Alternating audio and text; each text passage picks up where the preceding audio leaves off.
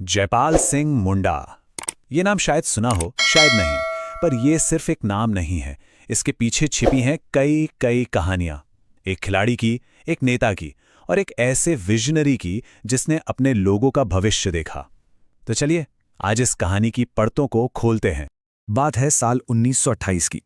सोचिए, दुनिया भर की निगाहें टिकी हुई हैं एक बहुत बड़े स्पोर्ट्स इवेंट पर। ये थे एम्स्टरडैम ओलंपिक्स और इस ग्लोबल स्टेज पर भारतीय हॉकी टीम की कप्तानी कर रहा था एक नौजवान। और नतीजा, भारत के लिए पहला ओलंपिक गोल्ड मेडल। जाहिर है इस एक जीत ने उन्हें रातों रात हीरो बना दिया, एक इंटरनेशनल स्टार। पूरी दुनिया उन्हें एक ओलंपिक हीरो के तौर पर जानने लगी थी। पर सवाल ये है, क्या यही उनकी सबसे बड़ी पहचान थी, या फिर असली कहानी तो अब शुरू होनी थी?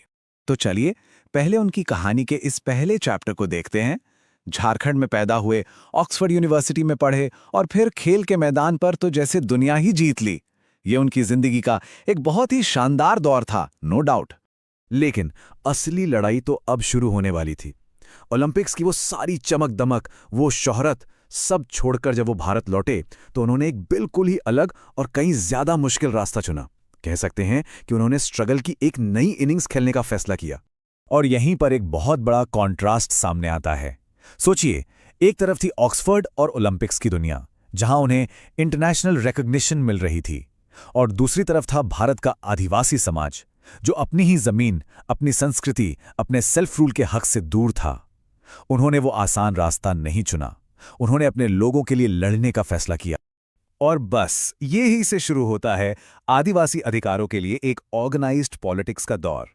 जयपाल सिंह मुंडा ये बात अच्छी तरह समझ गए थे कि अगर हक की लड़ाई जीतनी है तो एक मजबूत पॉलिटिकल प्लेटफॉर्म होना बहुत बहुत जरूरी है। तो उन्होंने इस पूरे स्ट्रगल को एक स्ट्रक्चर दिया।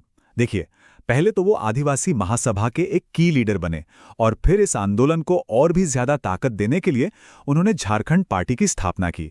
और ये एक हिस्टोरिक स्टेप था। तो आखिर ये लड़ाई थी किस लिए? उनकी डिमांड्स आप देखिए बिल्कुल क्रिस्टल क्लियर थी।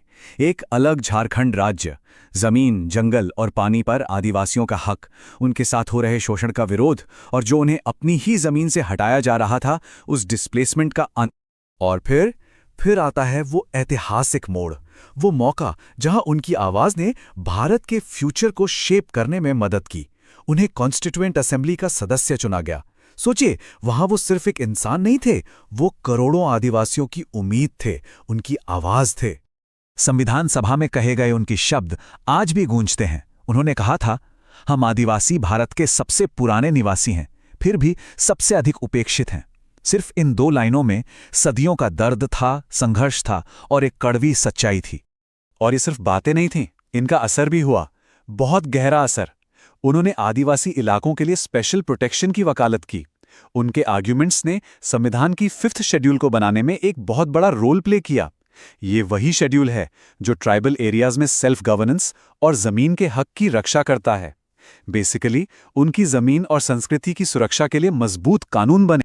तो जयपाल सिंह मुंडा का काम उनकी जिंदगी से कहीं आगे तक गया। चलिए अब बात करते हैं उनकी लेगेसी की, उस प्रेरणा की जो वो अपने पीछे छोड़ गए। जरा इस जर्नी को देखिए। 1949 में उन्होंने झारखंड पार्टी बनाकर एक अलग राज्य का जो सपना देखा था, वो धीरे धीरे एक आंदोलन बन गया। 1970 में उनका निधन हो गया, पर वो आंदोलन वो जिंदा रहा।